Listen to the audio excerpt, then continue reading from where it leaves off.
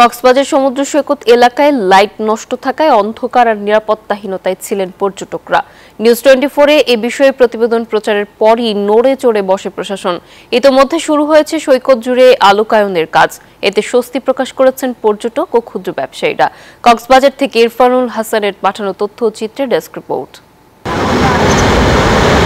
বিশ্বের দীর্ঘতম সমুদ্র সৈকত কক্সবাজার। প্রতিদিন এই সৈকতে ভিড় জমায় হাজারো পর্যটক, কিন্তু দীর্ঘদিন ধরে রাতে এলাকায় পর্যাপ্ত আলোর ব্যবস্থা না থাকায় নিরাপত্তাহীনতা দেখা দেয়। সম্প্রতি নিউজ 24 এই সংক্রান্ত সংবাদ প্রকাশের পরই নড়েচড়ে বসে প্রশাসন।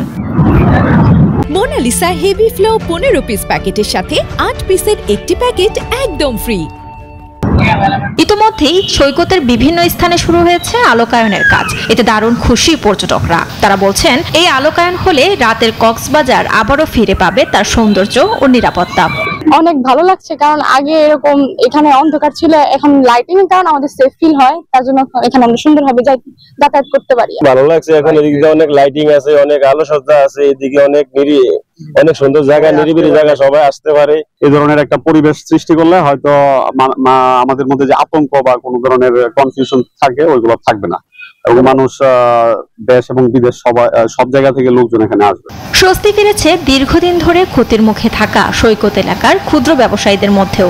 লোকাল যারা পর্যটক আছে, আগে ওরা এখান থেকে উঠতো না আন্ধারের জন্য, এখন পর্যটক আমাদের বিদেশি পর্যটকরা, আমাদের লোকাল পর্যটকরা কি করে বালিয়াড়ির থেকে হেঁটে উঠে চলে আসে। ধাপে ধাপে পুরো সৈকতকে আলোকিত করার পরিকল্পনা নেওয়ার কথা জানায় জেলা প্রশাসক। জেলা প্রশাসনের পক্ষ থেকে তাদের পর্যটন মৌসুম আসতেছে, আপনি জানেন যে আমাদের দিক থেকে সর্বোচ্চ পর্যটক বান্ধব তাদের সহযোগিতা করার মতো সব ধরনের আমাদের পদক্ষেপ থাকবে। টুরিস্ট পুলিশ বলছে, লাইটের আলোতে নিরাপত্তা আরো জোরদার করা সম্ভব হবে। কমবে ছিনতাই, ইভটিজিং সহ নানা অপরাধের ঝুঁকি। চুরি, ছিনতাই, তারপরে থার্ড জেন্ডারদের হয়রানি, সবকিছু থেকে আমরা কাজ করে যাচ্ছি। প্রত্যেকটা জায়গায় যেখানে যেখানে হয়রানি হচ্ছে, ওয়ার্ল্ড বিচের সামনে, সাংস্কৃতিক কেন্দ্রের মোড়, কবিতা চত্বর, ঝাউবাগান, সব জায়গাগুলো থেকে আমরা পর্যটকদেরকে একটা সুন্দর স্বস্তিময় একটা পরিবেশ আমরা দিব। পাহাড় আর সমুদ্রের শহর কক্সবাজার দিনে যেমন আকর্ষণীয়, রাতে যেন তেমনই আলোকিত থাকে, এমনটাই প্রত্যাশা পর্যটন সংশ্লিষ্টদের। Desk report, news 24।